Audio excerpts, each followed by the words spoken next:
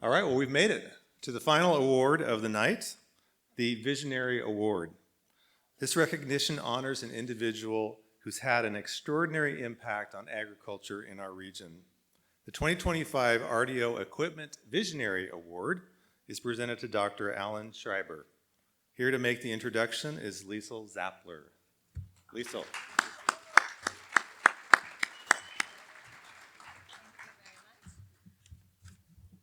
Hi, I'm Liesel. So I'm going to do Alan's introduction, but first, I would like to take a moment to toast the partners of all the people behind here who are being inducted, because all of us who are partners know that none of these people would be here without us. Cheers to all of you. Thank you. Okay, so Alan loves Washington agriculture. He is just thrilled at the vast array of crops that can be grown in this region. We will be out driving, and he'll stop talking mid-sentence and point excitedly out the window as if it's something magnificent. And he'll say, look, it's a field of carrot seed, as if that is the most amazing thing one can see. He just loves the diversity of agriculture that can be grown in this region. And he travels across the state with his work for the state commissions that he administers, as well as his own research company.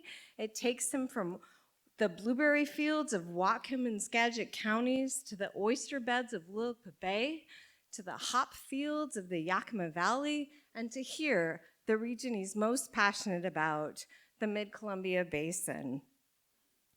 And Alan is always talking to growers about how to solve their unmet pest management needs.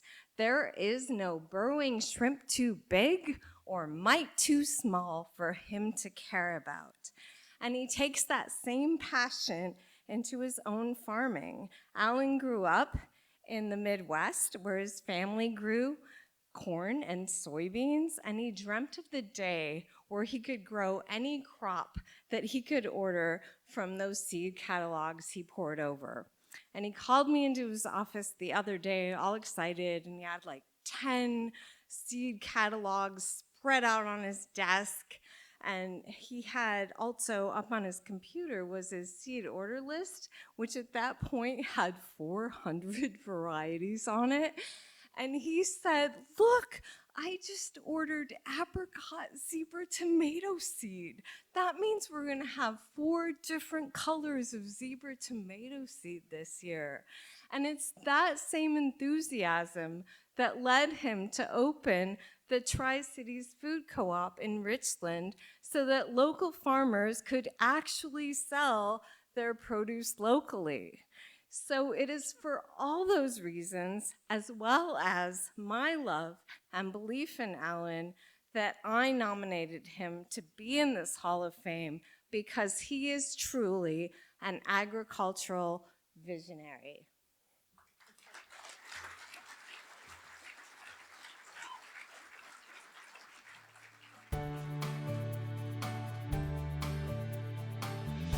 My name is Alan Schreiber, and I'm president of Agriculture Development Group and Schreiber Farms. All I ever knew was agriculture. All I ever really wanted to do was agriculture, but I didn't want to be in corn and soybeans. And so I just want to go out to some place that had different kinds, more diverse agriculture than what you'd get in the Midwest. I came out here in March of 1993, and I couldn't believe it. I did not know a place like this existed. I couldn't fathom a place that just naturally didn't have trees. And then I understood the principle of what happens when you apply water to this ground and what you can do with ground out here. And I was hooked. I love this area. I love this area. And it goes back to growing up on a corn and soybean farm. We had our house was heated with wood, and we cooked on a wood stove when I was growing up, and it was cold in the house, and so I would lean up in the wintertime with my back up against the wood stove with a blanket behind me, and I'd look at seed catalogs.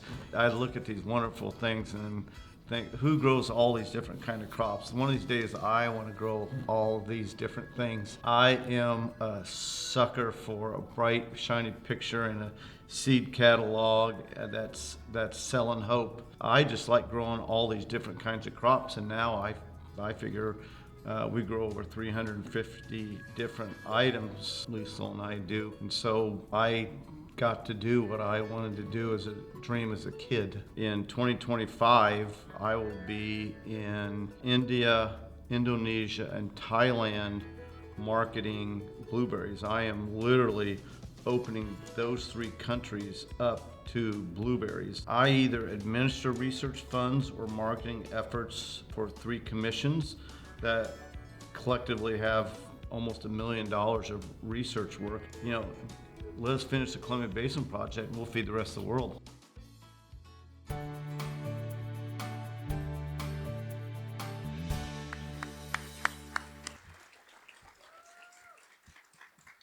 So here to present the 2025 RDO Equipment Pioneer Award is Jared Bailey.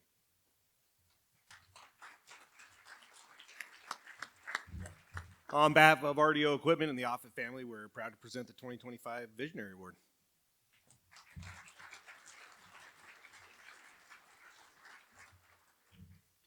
You'd think that that tractor would be colored green there. So, listen, there's been some great content, and I think I will. I don't know that I can compete with some of that, but I will tell you, I think the best point here is James Alford getting his banker to come up here and introduce himself, force his banker to say something good about him, while my loan officer is sitting here. And I didn't think about having him up here. Hey, Scott, where are you? Where are you, Scott? Man, do you want to run up here? Do you want to come up and say something nice about me? Anyway, Scott Gelbreth, Umpqua Bank, has been a great loan officer. Like, you're awesome. You're amazing. Everybody's great. So anyway, listen, I want to thank a lot of folks that influenced my pathway and folks that led to me receiving those awards. I want to thank Brenton Roy, he's not here, who was on the board of the Washington Blueberry Commission as the past chair who nominated me. Jim Middleton, Gary's brother, or Gary and Bill's brother, who's on the board of the Asparagus Commission and the past chair. Andy Jensen, manager of Pacific Northwest Potato Research Consortium. Dr. Matt Blua, Director of Outreach for the Washington Potato Commission, past chair of the Commission on Integrated Pest Management, who is here. Hey, Matt. And perhaps most importantly, Miss Liesl Zappler, my partner at work, my partner in home, and possibly the greatest, sweetest, funnest person in the world for me. I also want to thank my parents who are deceased and my family, including my 2 sisters, Rebecca, that's here tonight from West Virginia, and Alice, who's there from the great state of Missouri. My sons, Drew and Julian, who are all here tonight. They all created an environment that formed me, that gave me my work ethic, my values, my ethics, my morals, and made me who I am today. I want to thank the folks who work on our farm. Tonight, I have my farm manager, was supposed to be here, who ducked out because he did not want to be here because he's a little uncomfortable about these situations. But Arturo Mendoza, my research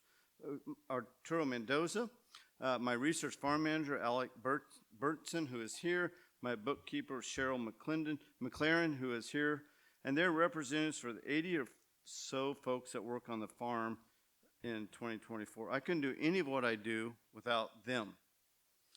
The core group on my farm are my farm workers. And most of them are the Mendoza family and others from a little town in Michoacan called La Luz. They started working with me in 1999 when I started my farm, and they're still there. These farm workers have allowed the success of what we and I have achieved at the farm. Our farm workers are everything for us, the ones that are documented and the ones that are undocumented. If we did not have our farm workers, we all would be starved, naked, and sober. There are 1,000 people who have guided me, advised me, scolded me, cursed me perhaps, but they've shaped my pathway that got me where I am tonight. Many of those folks are in this room. I can't believe how many people that are here that I know, including Fred Oberding, James Alford, and Bill Milton. And I'm very proud to be associated with those three people and the people in this room. Now, I grew up on a diversified Midwestern farm, which meant we had corn and soybeans. We also had beef cattle. I grew up in one of the most backwardest parts of Missouri. We cooked on a wood stove. We heated the house with a wood fire, no flush toilet, no hot running water. If you wanted a bath, you had to heat the water in the stove. No comments from my sisters. One of my jobs was to check the electric fence before the school to make sure there's no electrical shorts. That entailed checking in about a mile of fence. I would run down the fence every day, and invariably there would be a short in the fence, the furthest part away from the fencer, which would be back at the barn. I was faced with the dilemma of running back a mile to shut it off and then running back and fixing it, or I could try and fix it without going back to shut it off and run the risk of getting electrocuted. That was always a tough decision, but it almost always was, I'm going to see if I can do it without getting shocked. If I got any of this wrong, it meant I missed the school bus. If I missed the school bus, I didn't have to walk to school. I had to run because it was too far. This happened about once a week, but at the time, I didn't mind any of this. I didn't know any better. It was just our life. I was the youngest of 6 kids, 3 boys and 3 girls. And in that world I lived in, I'm just wincing at my sisters listening to this, but in the world I lived in, girls were married off and boys farmed. For me, our farm did not split 3 ways, and I was the youngest of 3. So I was shipped off to college. I got a biology degree, master's degree, PhD in entomology, pesticide toxicology, hired out of graduate school to work at the Office of Pesticide Programs at US EPA in Washington, D.C., then off to Washington State as a pesticide specialist for Washington State University. After my years at WSU, I left the university world and went to the private sector doing research and association management. My family has been farming for 4 generations, and I'm the 5th. I have a quarter interest in the farm I grew up on that my father, my grandfather, and my great-grandfather grew up on, and that my great-great-grandparents bought in the mid-1800s. I could not resist the pull, the desire to farm, so in 1999, I bought land in North Franklin County and put plow to ground and started farming. Now, I moved to Washington on June 12th in 1993 to start as a newly minted WSU assistant professor on June 14th. So I started on the 12th. No, I moved on the 12th. I got here on the 14th. But on June 13th, the day before I started working at WSU, I was taken to my first farm in Washington at the intersection of Birch Road and Taylor Flats. Anybody know what farm that is? What's that? Oh, hey, is that Jimmy G? Oh, it's Brian Alford. There's Jimmy G. There, Brian. Okay, so it's actually Muse Farms across from Sturgeon's. So you get credit for it. Muse Farms. Cynthia and Jeff Muse are sitting at my table tonight. And in 31 years since that time, I tried to learn and understand Washington agriculture as much as I can. In 1996, I wrote a book about Washington agriculture. And forward to that book, I included some lyrics from a modern-day poet from the Midwest, John Mellencamp. The words were from Rain on the Scarecrow. Rain on the Scarecrow. It said, "This land fed a nation. This land made me proud." These words describe how I feel about mid-Columbia agriculture. Washington has the most diverse temperate agriculture in the world at any latitude. There are over 400 crops grown in this state. The most diverse area of agriculture in the world that's temperate is right here.